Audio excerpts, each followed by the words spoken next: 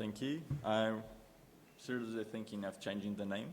And, well, the idea of this presentation is to introduce you to multimodality and multimodal machine learning. Thank you. Multimodal machine learning, it's quite introductory talk on a quite complex matter, but I hope I'll give you some paths and some small understanding on it at least. And if you want to share or discuss more later, we can. I will be here until tomorrow. The idea is, I already presented this. This is today's intentions. Multimodal machine learning. Where does it come from? Like multimodality is from a quite ancient term from psychology, medical, and learning studies, like how humans learn. And then machine learning came from another side, while they were trying to automate stuff, predict stuff, create models from tasks. And then multimedia came, better computers, better processing. And then we are using those to study the human behavior or animal behavior on that. So modality is there's no citation for it, but it's basically the way in which something happens or it is experienced. And there's a pretty clear line between the medium, like where the data come from, for example, video, sound, image. There are data sources for modalities, and different modalities can come from a same data source, for example. Like, for example, modality could be natural language, visual, auditory, feeling, and arousal, and there's many more. And when does it come from? Basically, it's quite an ancient matter before AI, but the research on modality for psychology and medical had like three main approaches or main epochs for studying it. Where 1970s there were the multimodal behavior, where one of the most interesting or most main discoveries or studies by the time was like hearing lips and seeing voices. It was published on Nature, and it's basically showing that the human speech behavior, we think it's only auditory, but you can hear better if you see who is speaking. So, and then in 1986, basically, it began the multimodal computational, where the computers and automation came into place on the multimodal studies, and where you can begin having the first benchmark that were created was the audiovisual speech recognition. And we have in 1995 a pretty cool experiment that was published on I3E, the glove talk, where you have people, there's a glove that you can make signs and computers can say what you're saying for you. And there were even a gorilla that was trained to use the glove and speak to humans. They're human trainers at the time. And after the 2000s, the multimodal interaction, where we had a lot of automation going on, a lot of new models going on. And after 2012, there were proof that deep learning could help a lot on it. Basically, we have plenty of challenges for multimodal learning. This is one introduction on it, and on a few subjects of it. This paper was published in 2005, and it basically splits the challenges for multimodal machine learning in two steps. Like, you can choose early or late fusion of those modalities. Like, you have sound on a video, and you have the image of the video. You can basically join those in data structures in an early manner or a late manner. And this is from that. We have a new publication on 2017 from Tadas that is quite extensive, very good. I recommend reading it. And it extends those challenges on 5 main matters. That it's representation of each of those modalities. You have normally you have to align those two. Like, if you have different sensors and you have sound and you have video and you have other data sensories, information, you might have this problem of alignment. There's also the problem of fusion, that basically you have the early and late fusion, but there's a little bit more, and then translation and co-learning. Like the challenge of representation is basically how you join those modalities, how you create something to like language and visual to bring some information about the task that you're dealing with. And basically the idea is to create an embedding or a space in where you can calculate distance or similarities between language, visual, smell, auditory, touch, whatever your data is coming from. Okay, and their neural networks, they have they're like Lego pieces, and you can pretty easily with the main frameworks like join together. And if you join multi-column deep learning networks, architectures, and then you fuse them with max pooling or many other techniques, you're basically creating an embedding for them, and you're joining them in some manner. Okay, so but it's pretty complicated for you to analyze those. But the machine learning model will reach a conclusion from it. We hope so, at least. There is also keeping the challenge of representation. We can also work like a coordinated representation where you do not join them directly, like on the same layer, but you can work with multi-columnar deep learning models in where you create, for example, a loss that connects two layers. There's no, okay. Like you create two separate layers, but you can like an autoencoder, a variation autoencoder, like you create extra loss that you have. You prefer layers that have similarities between them, and they come from different modalities like text and image.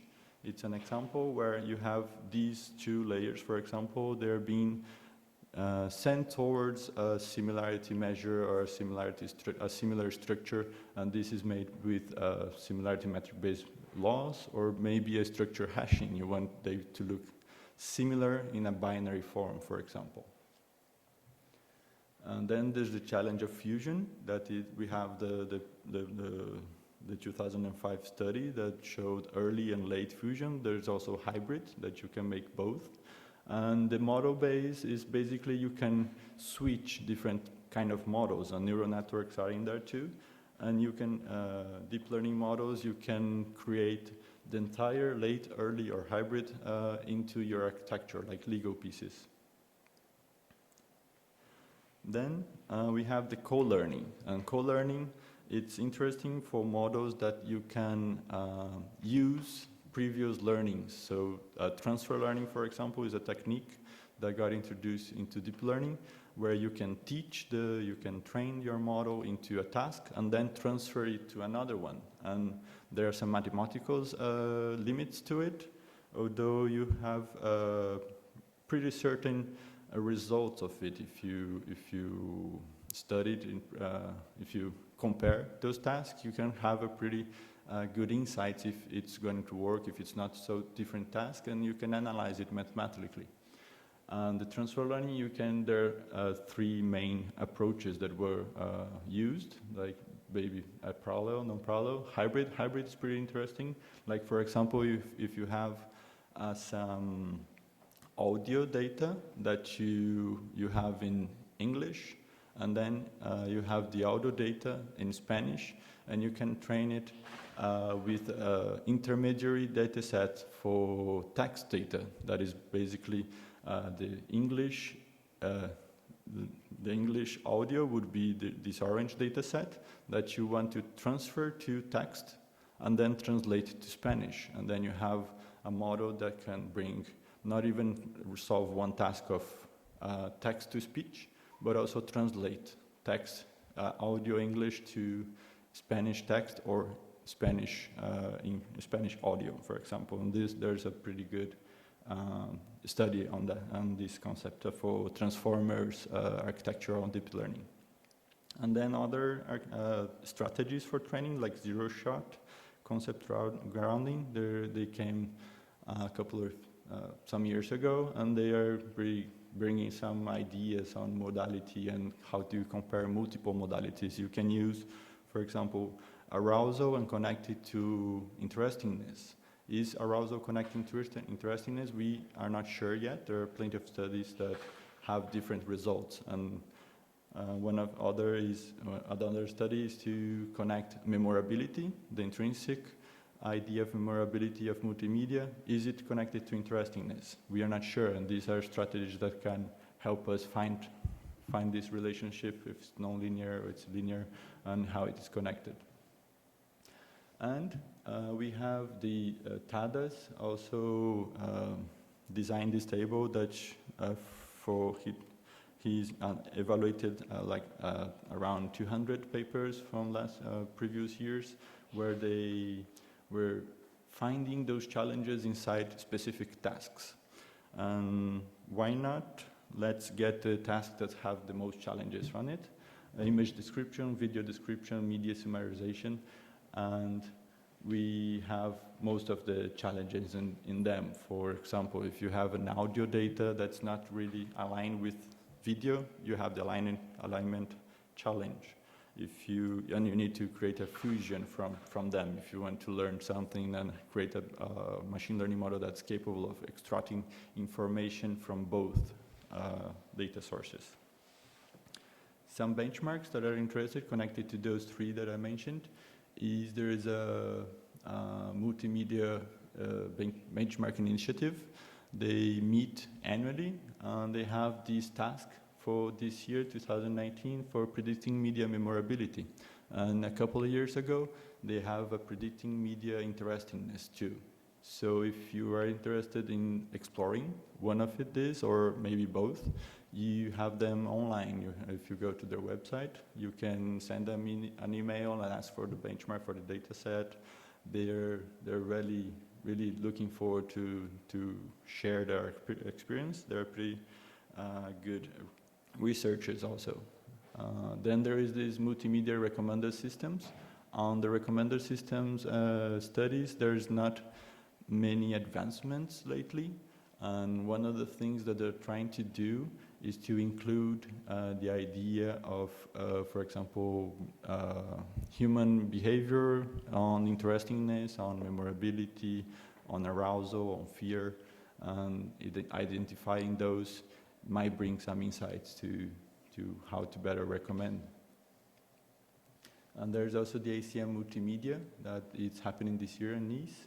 And they have the Hulu provided a pretty extensive data set for challenge. There's no raw data provided, so you don't have the challenges of, for example, alignment. You already receive features from the video, features from the sound. And then the idea is to tell if the recommendations are good or bad, and that's the automation will feed backwards to the recommendation system. That's the idea. It's really interesting. Some main references, if you want to get into this field, I really advised these readings. And basically that's it. That's the time we have for today, but I'm open for questions. Thanks to open source a lot. Thanks to my sponsors, the FITI, and without them I would be on the streets probably, but yes. And that's it. I open for questions.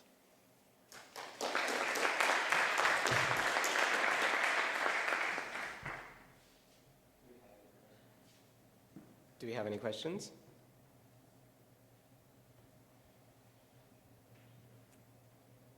The mic's ready. No.